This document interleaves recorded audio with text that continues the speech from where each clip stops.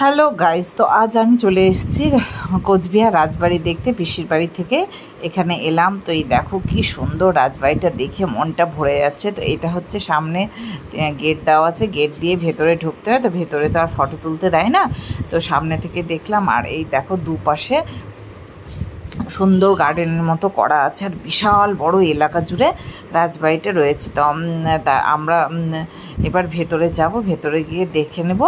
দেখে এবার সামনেটা তোমাদেরকে সুন্দর করে দেখিয়ে দিচ্ছি। এ দেখো কি সুন্দর ফুলের বিভিন্ন রকমের গাছ আছে, পাতাবাহারের গাছ, আর দেখে ভীষণ ভালো লাগছে। তো তোমরাও পারলে দেখে এসো। আর এই দেখো, এটা হচ্ছে তোমার মদনমোহন মন্দির। তো এটা গেট, এই গেটের জুতো খুলে ভিতরে গেলাম। এখানে আছে সোনার মদনমোহন। আর এই দেখো যতজন গেছিলাম সবাই সামনে দাঁড়িয়ে ফটো তুললাম। তো এখানেও গার্ডেনের মতো আছে, এখানেও একটা ফটো তুলে